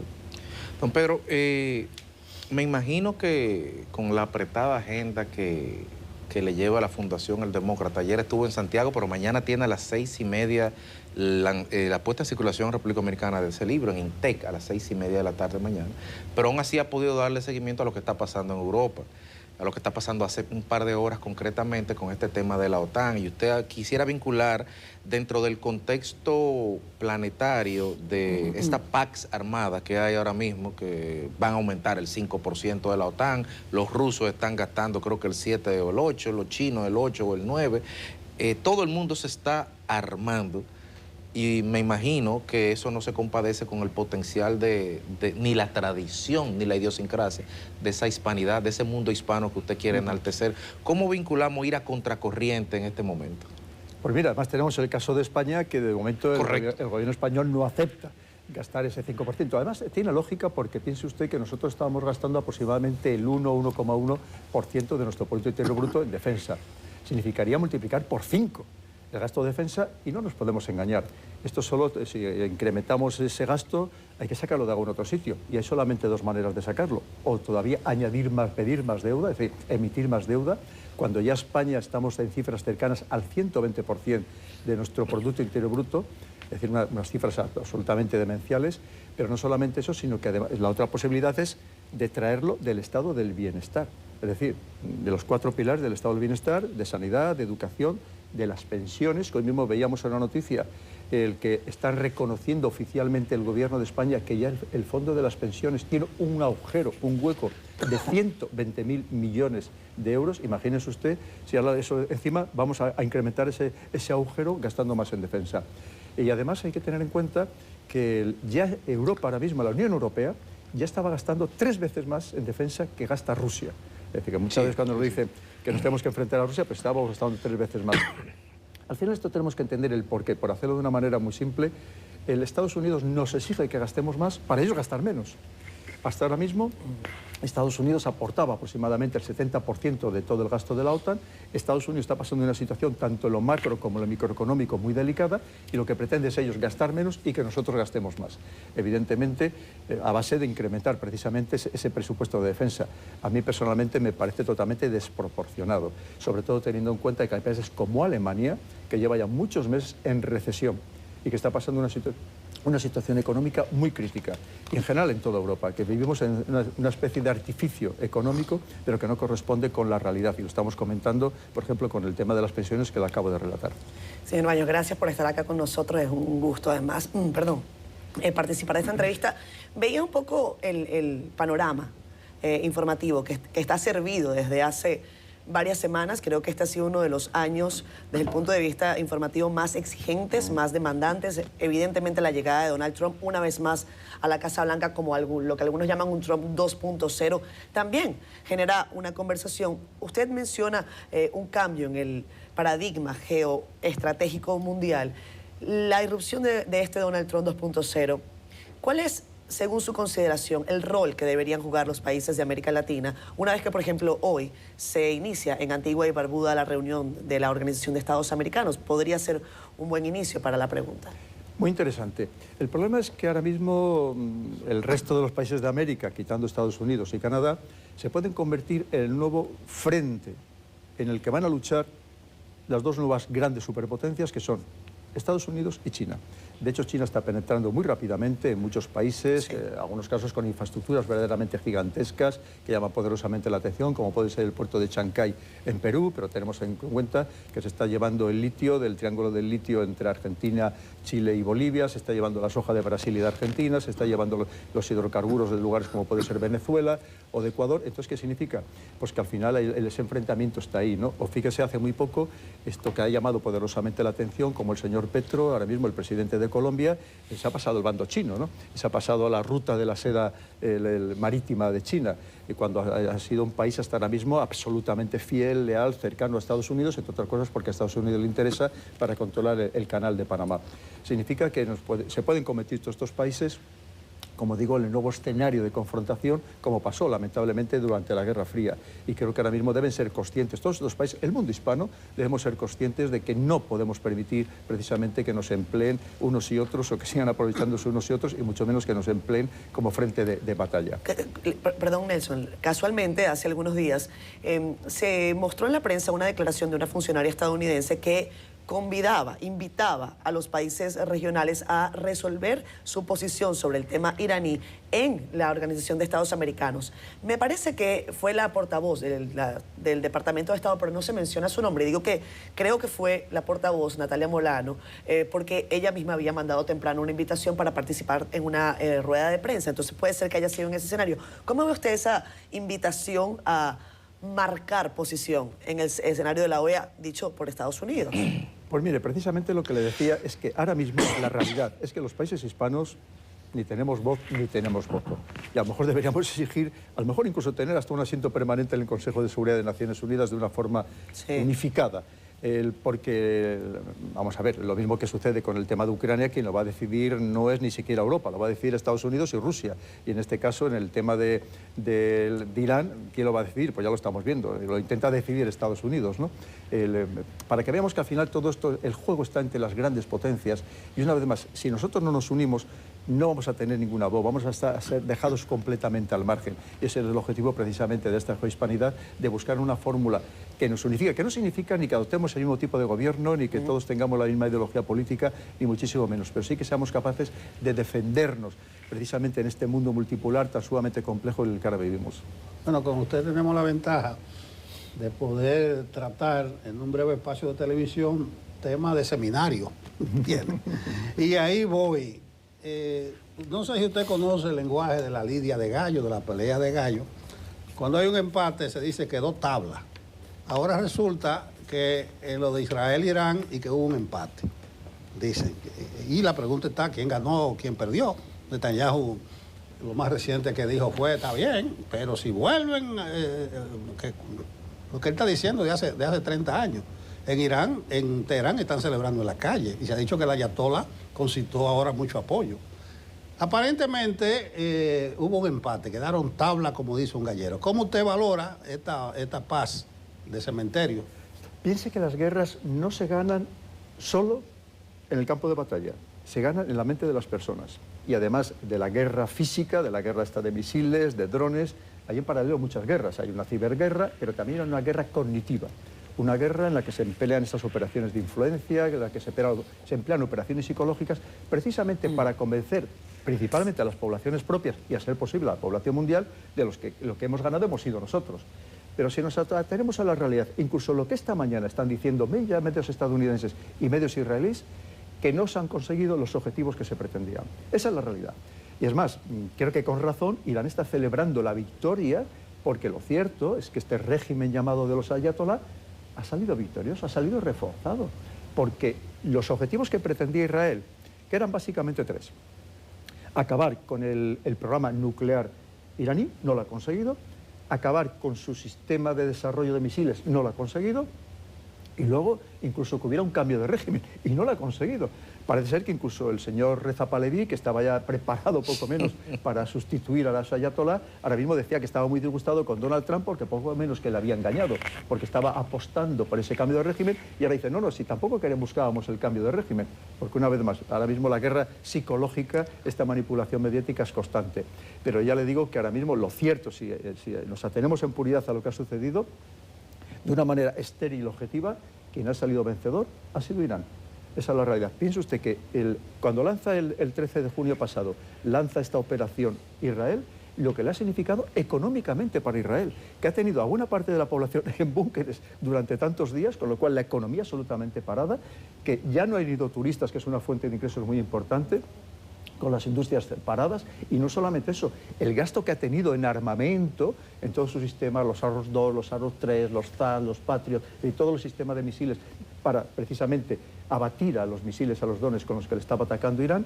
Pero luego no solamente eso, piense que incluso el daño político que también se ha causado, ¿no? Porque ahora mismo los israelíes dirán, entonces, ¿para qué le hemos realizado esta operación que nos ha costado tanto y que hemos paralizado completamente el país?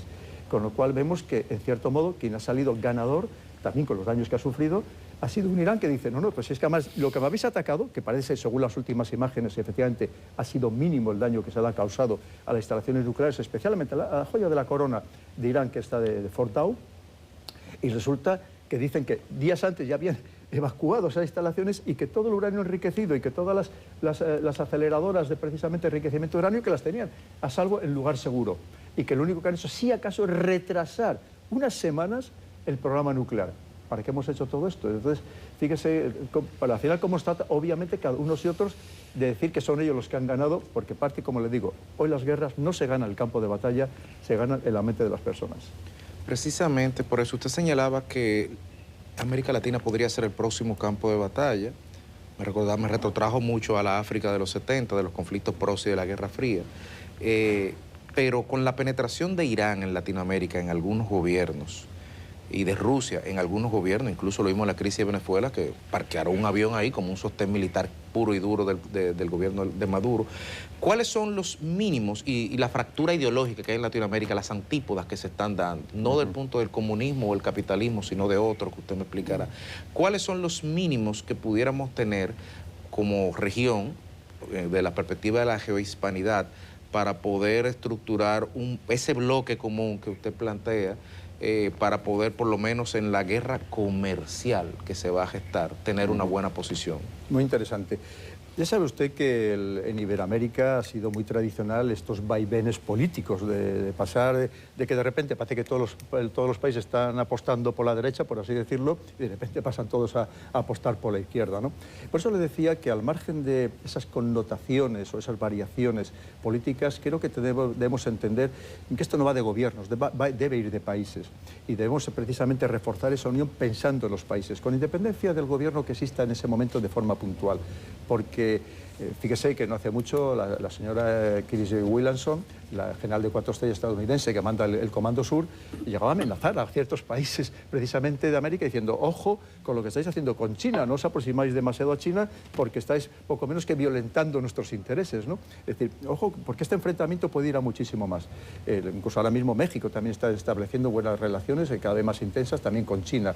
Y fíjese, estamos hablando ya de la frontera con Estados Unidos, ¿no? Y la prueba está, solamente hay que salir a la calle para ver solamente los vehículos chinos que empiezan a proliferar de una manera masiva por la mayoría de los países de América. Y por tanto lo que tenemos que ver es concienciarnos de que esto debe ir más allá de los gobiernos y que por tanto debemos pensar como países hermanos, como países que nos unen tantísimas cosas, ver cómo podemos tener una voz única, una voz que sea respetada y que sea influyente en el mundo.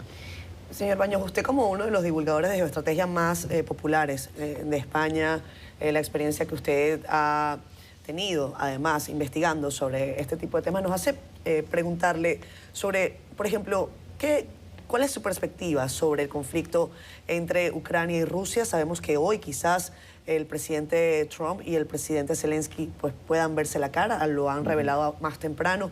En su visión, ¿cuál es la respuesta quizás más cercana a lo que pueda ocurrir allí? Pues lamentablemente, como le decía, la solución tiene que venir y va a venir de la negociación entre Rusia y Estados Unidos. Okay. En realidad, a Ucrania prácticamente la dejan al margen. No tiene ningún rol. Lo mismo que la administración anterior, la administración Biden, sí. Tenía un interés en prolongar este conflicto, porque en cierto modo era afrentar a Rusia. No olvidemos que cuando el señor Donald Trump se postulaba para presidente decía que en cuanto llegara a presidente iba a acabar con esta guerra en 48 horas. Se le ha complicado mucho más, ya han pasado bastante más de 48 horas y no ha podido acabar con ello. Pero en cualquier caso la negociación tiene que venir por parte de estas dos potencias, ¿no? Lamentablemente lo mismo, han empleado Ucrania como un campo de enfrentamiento. Por supuesto siempre condenaremos la invasión de Ucrania, pero como condenamos cualquier otra invasión, la de Libia, la de Irak o la de Afganistán, exactamente igual. A mí no me gustan las invasiones, procedan donde procedan. O vulnerar el derecho internacional, lo mismo proceda donde proceda, o atacar países soberanos sin resolución de Naciones Unidas. Pero lo que le digo, al final la solución en este caso tiene que venir por parte de estas dos grandes potencias. Europa tampoco pintamos nada, Europa lamentablemente también estamos de capa caída, cada vez tenemos menos influencia, incluso estamos muy enfrentados entre nosotros con opiniones muy dispares, porque no es lo mismo lo que puede opinar sobre este conflicto la Hungría de Víctor Orbán o la Eslovaquia de Robert Fico, sí, que evidentemente pues, lo que opina, por ejemplo, la Alemania ahora mismo del señor Merz, del nuevo canciller alemán. ¿Qué potencialidad hay de que el señor Putin, según su perspectiva, pueda echar atrás el proceso de invasión a Ucrania? Piense que, por ejemplo, si hablamos de Crimea, yo creo que absolutamente imposible. Crimea es irrenunciable para Rusia. Pero incluso si hablamos de lo que es la zona del Donbass, las dos oblas de Donetsk y Lugansk, también. Piense que ahora mismo los que hay es que son rusos que tienen pasaporte ruso, ¿no? Si hablamos de Zaporilla y Jersón, hay que haber la posibilidad de negociación, porque de hecho estas otros dos oblasts no estaban incluidos en las primeras reivindicaciones y exigencias por parte de Rusia. En cualquier caso, la sensación es que Ucrania va a perder territorio si quiere verdaderamente llegar a algún tipo de negociación, y lo que obviamente pide, como tiene toda la lógica del mundo el señor Zelensky, pues es recuperar todo su territorio, ¿no? Pero en este contexto creo que lo tiene prácticamente imposible. También el señor Zelensky acaba de pedir en esta cumbre de la OTAN que Europa le aporte el 0,5 del Producto Interior Bruto de toda Europa, de toda la Unión Europea. Claro que evidentemente pues es descabellado, como le digo, y más pensando en la situación económica en la que estamos. En esta conversación de geoestrategia, mencionar el tema de Haití tal vez es un punto muy minúsculo, pero vamos a ver qué visión usted tiene. Sí quiero decirle, a propósito de quién ganó y quién perdió, le dieron la oportunidad a Irán a salirse del tratado de armas nucleares. Entonces, Grossi, el argentino, que dicen que es un agente de Occidente, de Netanyahu, ya no va a poder porque él no sale de allá, de Irán. Entonces Irán dijo, no salimos de eso. Eso es Irán zafarse de una cuestión que, bueno, la supervisaba porque era mortificada. ¿Qué usted piensa de Haití? Nosotros, a propósito de la asamblea de la OEA hoy, decíamos temprano que es la primera gran cita del nuevo secretario general. Y que él dijo en mayo, 30 de mayo, cuando asumió, que Haití es un punto prioritario de su agenda.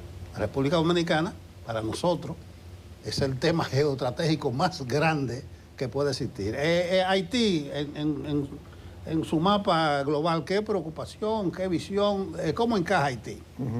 Pues mire, si me permite antes comentar el tema de Irán. Efectivamente, Irán sí estaba en el Tratado de No Proliferación Nuclear y, por tanto, sometido a las inspecciones de la Organización Internacional de la Energía Atómica. Y precisamente lo que reclamaba es decir, si queremos llegar a un acuerdo de negociación nuclear, lo que quiero exigir es que Israel se desnuclearice, que Israel no está en el Tratado de No Proliferación Nuclear y nunca se ha sometido a ninguna inspección internacional. Yendo a este caso de Haití, efectivamente, mire, la visión desde Europa es que es un problema absolutamente menor. Es muy difícil que salgan noticias sobre Haití en ningún medio europeo.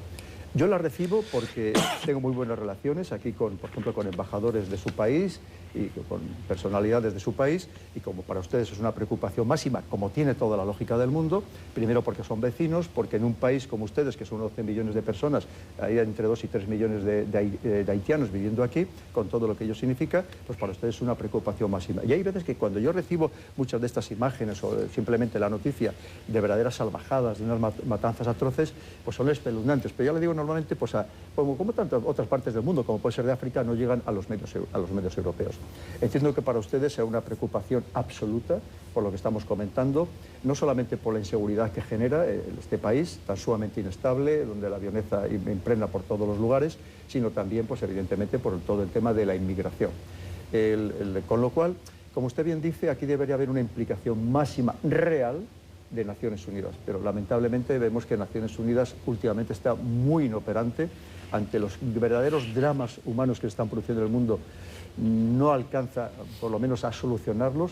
No es las Naciones Unidas de hace unos años, entre otras cosas porque vemos que incluso las grandes potencias se están también despreocupando, sobre todo a la hora del presupuesto de Naciones Unidas, y lo tiene muy complicado. Pero efectivamente esto debería ser un problema internacional.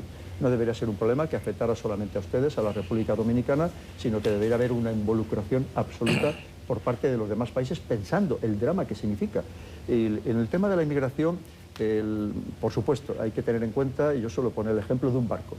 Un barco tiene una capacidad limitada, si esa capacidad se sobrepasa, pues se hunde. Y al final, si hay un exceso de inmigración incontrolada, ilegal, irregular, pues lo que estamos consiguiendo es que vivan mal los que vienen y también incluso pueda crear graves problemas sociales y también económicos para el país de acogida. Y es algo que desde luego se debe analizar, se debe planificar de una manera absolutamente estratégica por parte de todos los poderes y, si me permite, despojado completamente de ideología y de fanatismos. Esto debe ser algo muy serio porque estamos hablando de personas, de seres humanos, que para mí es lo más importante del mundo. En el periodo entre guerras, en la Guerra Civil Española se hicieron pruebas de cómo sería esa nueva guerra, que finalmente la vimos debutar en la Segunda Guerra, y también los italianos en Abisinia, pero en esa lógica, en este periodo de paz que supuestamente estamos viendo, vemos estas guerras en Ucrania, y le pregunto, ¿estamos asistiendo al nacimiento de un nuevo paradigma militar donde, por ejemplo, han quedado obsoletos los carros de combate frente a drones que no cuestan nada, donde la famosa doctrina Gerasimov toda está empantanada en Ucrania, el surgimiento de la guerra híbrida? ¿Hacia dónde va la guerra? La humanidad quiere ir a la paz, pero la OTAN va a poner el 5% del PIB. ¿Cuál será esa nueva guerra? Efectivamente, el espectro bélico está cambiando a pasos agigantados, como usted bien dice. Es más, ya sabe que, como también usted apuntaba, con gran acierto, todas las guerras han servido para experimentar los nuevos materiales. Ya empezó en Nagorno-Karabaj el uso de los drones, pero ahora evidentemente esto se ha magnificado, esto ya se ha universalizado, ¿no?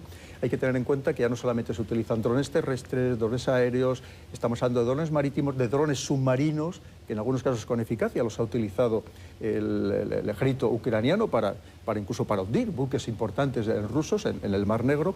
Y esta es la nueva guerra que estamos viendo con misiles hipersónicos, que se desplazan a más de 5 veces la velocidad del sonido, que Rusia y China ya los tienen, que superan 10 y 15 veces la velocidad del sonido, que se dice pronto, y que además ya no siguen órbitas balísticas tradicionales, sino que las órbitas son irregulares y, por tanto, actualmente no hay ningún sistema de defensa que pueda derribarlos en el aire, porque los radares efectivamente no detectan cuál va a ser el punto de caída y por tanto no se pueden destruir en el aire. Fíjese cómo está cambiando totalmente el espectro, y por cierto, eso es una de las cuestiones que le llevaba a Donald Trump a decir que quiere construir una nueva defensa que abarque todo el perímetro de su territorio frente a estos nuevos ingenios hipersónicos. Es decir, el espectro de la guerra está cambiando completamente. Hablamos de una robotización, pero de una robotización que además incorpora inteligencia artificial. No olvidemos que ya Ucrania ya está utilizando drones dotados de inteligencia artificial. ¿Quiénes pilotan esos drones? ¿La inteligencia artificial? Absolutamente, por además una inteligencia artificial que va aprendiendo con el paso del tiempo. Claro. Es que piense que ahora mismo, por ejemplo, los aviones que ya tiene China, ya tiene 2, ahora mismo el Estados Unidos ha encargado su nuevo avión de 6ª generación, el F-47, que lo va a fabricar Boeing. Son aviones que también pueden ser pilotados exclusivamente por inteligencia artificial, que además aprende combatiendo en el aire o simulando combates con pilotos humanos, y ellos van aprendiendo y además tienen la capacidad de que, al no ser un humano, pueden realizar incluso maniobras más allá de las capacidades humanas, ¿no? Por más que lleve un ser humano o un piloto un traje especial, ¿no? Quiere decir que la transformación es total y absoluta, y además se está incorporando todo tipo de tecnologías. Piense usted ahora mismo cuando se incorpore la computación cuántica con esa capacidad, esa velocidad de millones o de cientos de millones de veces más rápido que un ordenador convencional, aunque sea un superordenador, que además pueden romper cualquier sistema de cifrado. Es decir, la importancia de la tecnología en el nuevo campo de batalla, una robotización total y absoluta en todos los planos. Que fíjese, si me apura, le voy a decir, todavía las guerras se van a convertir en mucho más inhumanas, porque no es lo mismo ver al combatiente y mirarle a los ojos, claro, que estar combatiendo a miles de kilómetros de distancia, que a lo mejor nos puede parecer un videojuego, ¿no? Y estamos matando a lo mejor a cientos, a miles de personas con las acciones que estamos llevando a cabo. Quiere decir que efectivamente el espectro de la guerra cambia completamente, y como usted decía, por ejemplo, un carro de combate, hasta ahora, ¿dónde tenía la principal protección? En la parte frontal y en los laterales. Luego tenía menos en el motor, pero donde tenía menos protección era en el techo, porque era muy difícil que se le atacara en el techo, salvo, por ejemplo, con estas granadas que se llaman de submuniciones. Pero es que ahora, como se le está atacando, es precisamente desde el techo, con lo cual tienen que llevar esa especie de parasoles, casi de paraguas, para que no sean afectados por ello. Bueno, Pedro, muchas gracias. Una curiosidad, usted es un coronel del Ejército de Tierra en reserva. Si Pedro Sánchez lo llama, usted tiene que acudir. Absolutamente. Por poco tiempo, ya me quedan 2 meses para pasar a retirado, definitivamente que todavía, porque ahora mismo los civiles en España se van a jubilar con 67 años. Nosotros todavía ahora mismo nos están aplicando la legislación anterior y nos vamos a jubilar con 65. Quiere decir que me quedan un par de meses, exactamente. Pero de momento, hoy, yo dependo directamente de la señora ministra de Defensa y del señor presidente del Gobierno. Si me llaman, tengo que acudir. O si cree que le estoy molestando mucho, me dice, mira, Baños, te voy a mandar un año a la Antártida y allá o por lo menos los 2 meses que te quedas y así no nos molestas, Usted tiene la opción de los problemas que tiene Netanyahu, es que están llamando reservistas, y por lo de Gaza se están negando muchos reservistas a acudir. Es una actitud muy digna esa. tiene. Bueno, ya la puesta en circulación mañana en IT del Libro es su última actividad oficial en esta visita. Pues, pero miren, no, porque precisamente la labor que está haciendo extraordinaria, magnífica, no me pueden atender mejor, la Fundación El Demócrata, con su presidente al frente, con Francisco Tavares. Dado el éxito que está teniendo, y lo digo con toda la humildad del mundo, pues mi presencia aquí, que estoy muy demandado por muchos medios y en fin, por muchas personas, pues vamos a seguir realizando actividades hasta el mismo sábado, que por la noche me vuelvo otra vez para España, y me voy a ir con pena, porque ya le digo que estoy disfrutando nuevamente aquí de mi estancia, porque es que no me puedo sentir mejor tratado. Y además es que se lo digo de corazón, se lo digo con sinceridad, yo me siento en mi casa. Y le digo también, en muchos países de Europa, yo cuando voy me siento extranjero. Me siento extranjero, que no me absolutamente nada. Y fíjese que da muchas vueltas por Europa, he estado incluso un año entero trabajando en la zona del Ártico en Noruega, pero yo me siento extranjero y yo vengo aquí y sinceramente me siento en mi casa. Bueno, y eso probablemente como las actividades son tan oficiales, usted no ha sentido propiamente el calor del dominicano. Sí. Propiamente. Además es que, bueno, le voy a contar también un pequeño secreto, mi mujer es cubana. Con lo cual es que le quiero decir, es que la unión es absoluta con el mundo hispano, ¿no? En fin, y por eso le digo, y además buena parte de la familia de mi esposa está allí también en España, la hermana Espérico, en fin, le quiero decir que es que para mí son uno más, no es que yo no noto ninguna diferencia en absoluto. No le diga eso a Francisco, porque le cambia el pasaje. Bueno, ya me está diciendo que tengo que volver pronto, que la gracias a Pedro Baños. Mañana es la actividad oficial de la puesta en circulación Geohispanidad, ese libro que está ahí. Para nosotros ha sido un placer tenerle por aquí. Y mire qué oportuno que está la OTAN, está la OEA, está Israel, está Haití, están todos estos problemas. Pues sí. Y lamentablemente seguirán. Así que yo solamente puedo ponerme a su disposición para cuando quieran, y si estos días incluso pasar alguna cosa muy gorda, muy urgente, pues pueden contar conmigo y estaré encantadísimo de ver aquí su programa, que también me he sentido muy acogido y muy querido. Así que muchísimas gracias. Bueno, ¿se merece Donald Trump el Premio Nobel de la Paz? De momento no. De momento no, porque además ha cumplido, primero, no ha acabado con la guerra de Ucrania, y segundo, lo que ha hecho, no nos engañemos, ha bombardeado un país soberano sin autorización del Congreso y sin resolución de Naciones Unidas. Además, con ese etiquete, un bombardeo, la fuerza para conseguir la paz. Correcto. Hay que acuñar ese término. Bueno, gracias a Pedro Baños, geoestratega, escritor español, militar en reserva.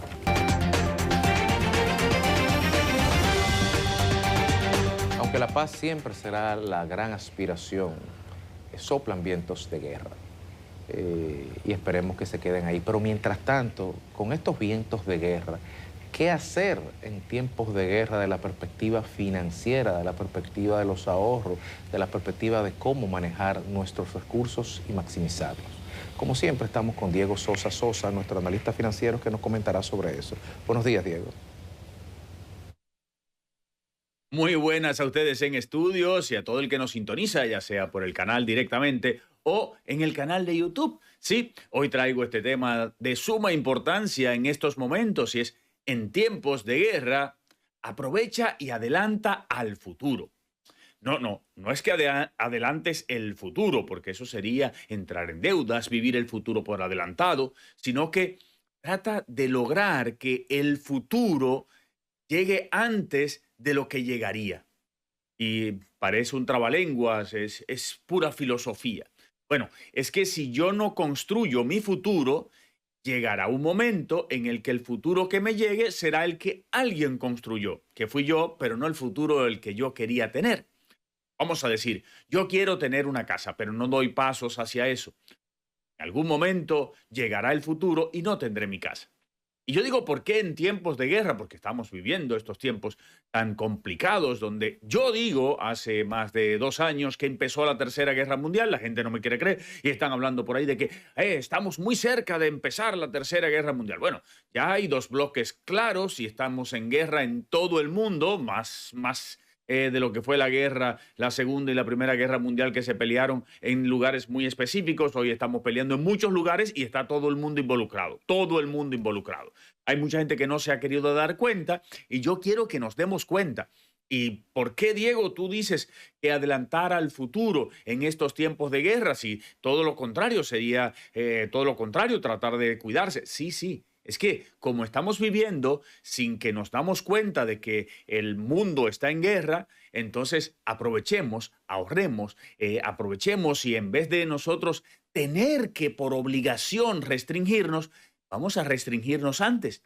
Y es que si no nos restringimos ahora y logramos un ahorro, logramos ver planes, logramos hacer ese patrimonio desde ya, posiblemente cuando lleguen tiempos muy difíciles, ojalá que no lleguen nunca, pero imagínate que el petróleo siga subiendo. Que siga subiendo, está por casi en $80, que vuelva a $100 como estuvo hace 3 años, 4 años.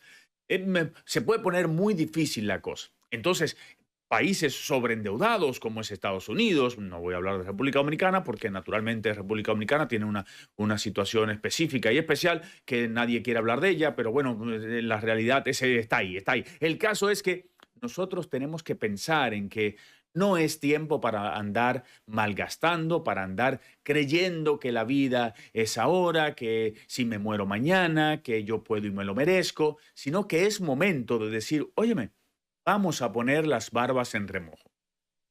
Yo voy a guardar una parte de lo que recibo pensando que mañana puede pasar algo que mi empleo se pierda.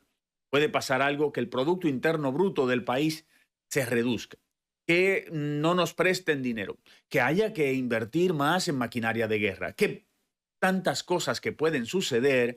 Por lo tanto, yo tengo que pensar ahora en restringirme, en guardar, en no desperdiciar, en revisar esos gastos que yo llamo duendes, los que llamo fantasma, lo que llamo vampiros, todos esos gastos que sí puedo reducir y sin que me duela, sin que algo me duela, porque estoy reduciendo esos gastos que yo realmente lo considero desperdicios. Por ejemplo, el gimnasio que no voy, el streaming que no uso, todas esas cosas, muchas compras que realmente no me traen nada, que a veces llego a la casa, veo mi armario y digo, esto no me lo he puesto, pero lo compré y a veces hasta estoy financiando la tarjeta de crédito. Eso es otro gasto vampiro. ¿Ves? Todo esto yo quiero que lo reduzcas porque estamos en tiempos de guerra, de la Tercera Guerra Mundial.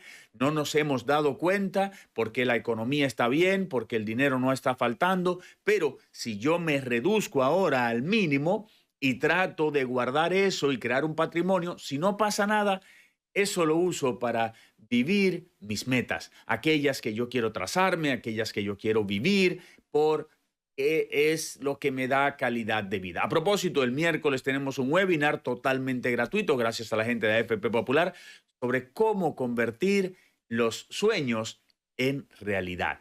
No te lo pierdas, es a las 7 de la noche de República Dominicana y del este de Estados Unidos el próximo miércoles.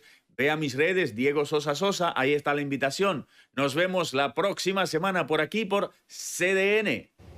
Gracias, Diego, por tus certeros y oportunos consejos en tiempos de guerra, de qué hacer y de cómo prepararse para lo imponderable. Y si no ocurre, bueno, pues queda un ahorrito ahí. Gracias.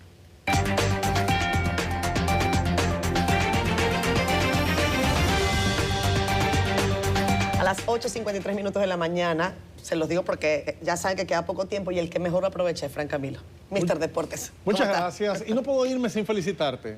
Tremendo trabajo. Bueno, todo el equipo de CDN con este camino a la transformación digital que ayer se montó en el Hotel Embajador. Excelente, extraordinario. Búsquenlo en nuestras redes porque todavía hay tiempo de aprender si no lo pudo ver. Vámonos de inmediato a hablar de Framber Valdez, que en el día de ayer fue pieza clave otra vez. Aunque salió sin decisión, este hombre está demostrando ser el mejor lanzador dominicano que tiene ahora mismo en las grandes ligas nuestro país y debe ser el pitcher número 1 para el equipo del Clásico que jugará el próximo mes de marzo. Valdez apenas ponchó 3, pero no le mezclan, no le ligan, no le hacen carreras. Se fue con 7 entradas lanzadas de 4 hits, 3 ponches, 4 bases por bolas y salió sin decisión en el partido que terminó 1 carrera por 0, producto del cuadrangular que pegó el jugador Hummel. Hummel pegó un cuadrangular, el left fielder Cooper Hummel pegó un cuadrangular en la única carrera de este partido, que fue en la 8ª entrada, y Framberg salió sin decisión en la victoria 1-0. Ketel Marte es otro que está sumamente caliente. ¡Toma! Le dio como un hombre, como le gusta a la chama que no diga. Ajá. Le dio durísimo Ketel Marte y entonces produjo en la misma primera entrada para que sus Diamondbacks de Arizona consiguieran el triunfo en el día de ayer. Bueno, terminaron ganando este partido obviamente con más carreras 4-1, pero Ketel Marte abrió el marcador en la primera entrada y eso fue suficiente. Cambios en la NBA. Vamos a ver cosas rarísimas en la NBA. Vamos a ver cambios que no esperábamos. Después de lo que pasó con Luka Doncic, usted puede decir que cualquier cosa puede suceder. Como por ejemplo, que CJ McCollum fuera enviado desde el equipo de New Orleans Pelicans a el equipo de Washington. En un cambio que involucra a Kelly Olynyk, que ha sido un trotamundos, y a Jordan Poole, es el otro jugador que pasa entonces a el equipo de Portland. Para Jordan Poole esto es bueno. No se veía en Washington. Para CJ McCollum no tanto, porque va a una franquicia donde él tendrá que convertirse en la cara para lograr oportunidades. Cuando yo digo que puede pasar cualquier cosa, estoy hablando de Porzingis. Señores, Boston Celtics sigue desmembrando su selección, su equipo, sus estelares, para bajar salarios, para bajar el tope salarial. Kristaps Porzingis en pantalla fue enviado un cambio de triple vía a los Atlanta Hawks. Triple vía porque Brooklyn Nets estuvo involucrado, el equipo de los Brooklyn Nets, pero él va para Atlanta y ya el día anterior había salido de Drew Holiday, los Boston Celtics, y con esto entonces el equipo de Boston está ahorrándose $180 millones de impuestos. O sea, que rebasaban el tope salarial y por eso nosotros entendemos que cualquier cosa puede suceder. Culmino hablando de baloncesto local y es que ayer los Marineros comenzaron ganando la fase de eliminación o segunda etapa de la Liga Nacional de Baloncesto. Sidney Curry y Jonathan Bello comandaron el ataque de los Marineros para vencer a los Titanes 85-80. Recuerden que en esta fase, partidos que usted está viendo en CDN Deportes, en esta fase se mantienen los récords de la primera etapa y así los equipos que se despeguen, los 4 equipos que se despeguen del pelotón de 6 son los que entrarán a la semifinal del calendario originalmente puesto para 10 juegos, pero, o sea, son 6 equipos, 5 con cada uno, 5 en la ruta, 5 en la casa, pero si 4 equipos se despegan y 2 no los van a alcanzar, ahí mismo se acabará la temporada en la fase de eliminación, que es como le llaman a esta etapa. Todo lo que traje hoy, compañeros. Bueno, Fran, por eso te digo que tú aprovechaste el tiempo. Pudiste darnos todas las noticias del deporte. Te agradecemos muchísimo, amigo. Y sigo admirándote. No sé ni siquiera cómo tienes voz todavía, con tanto trabajo. Hace un ratico chipié. Bueno, chao, chao. Gracias, Gracias, amigo. Bye, bye.